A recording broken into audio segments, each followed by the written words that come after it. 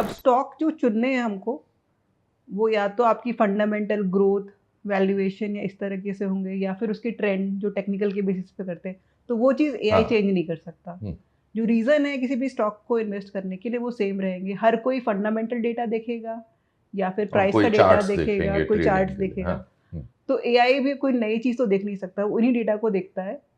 लेकिन ये हमारे पास अब क्या है कि हमने हज़ारों कंपनियों का डेटा एक साथ वो सिस्टम रीड कर सकता है।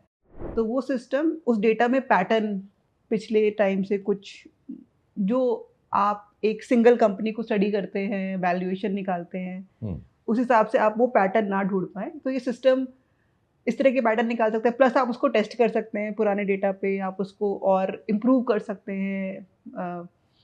तो ये इस तरह के यूज़ से आप एक बेहतर स्ट्रैटेजी बना सकते हैं, अलग-अलग के मार्केट सिनेरियो के लिए, और मार्केट की जो समझ है वो भी थोड़ी बेटर हो सकती है। इसमें बहुत क्रिटिकल है कि आपके पास डेटा हो अच्छा, है ना? एआई मुझे ये डायरेक्शन देता है कि ये क्लाइंट का जो नेचर है, बिहेवियर पैटर्न क्या है, पैटर्न, ये टाइप के जो क्लाइंट्स है, इसमें 10,000 लोग हैं, वो 10,000 लोग लार्ज कैप ओरिएंटेड ही है, उनको स्मॉल कैप में जाना अच्छा नहीं लगता है।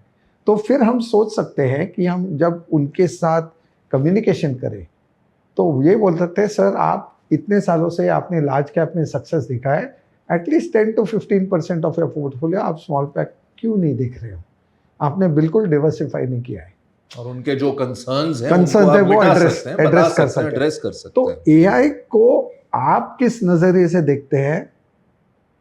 You will use the word facilitator और disruptor.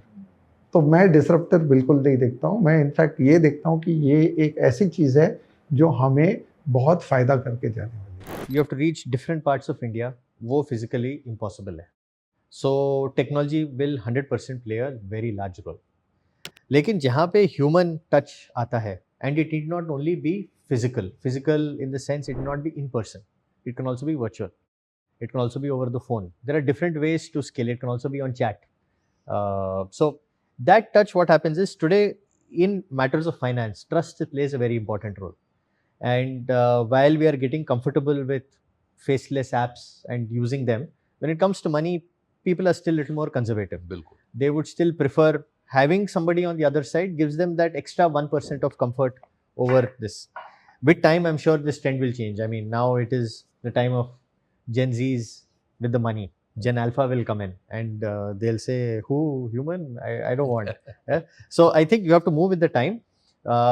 Late 2010s, late 2000s, between 2000 2010, human and branches, people used to measure bank valuations with the number of branches they opened. That used to be a metric, right? Then after that, that's changed. Now it's become number of RMs that you have. And with time, it'll probably be number of AI agents that you operate in. So it's going to change with time. I think you have to be what works today. You have to have that as a business and keep an eye out on the future and build for that. So I think where the human touch comes in is often the entire delivery is via the app. आपको research भी वहीं से आता है, platform भी वही है. The human interface is only to add that layer of comfort. वही चीज़ वो दोहराता है, वही चीज़ वो बोलता है, एंड लोगों को थोड़ा कंफर्ट होता है. हाँ, अगर मुझे कुछ प्रॉब्लम है, मैं किससे बात कर सकता हूँ. It could be as simple as a operational issue, मेरा पेमेंट कहीं कुछ अटक गया है, या मेरे यूनिट्स मेरे को ठीक से दिख नहीं रहे हैं. तो वो कंफर्ट उनको एक ह्यूमन से आता है, despite everything being there, and that's today's reality. Maybe in future वो change होगा and we'll be ready for that. But today a mix is important. Need not only be in person. Even somebody on the phone is also equally good.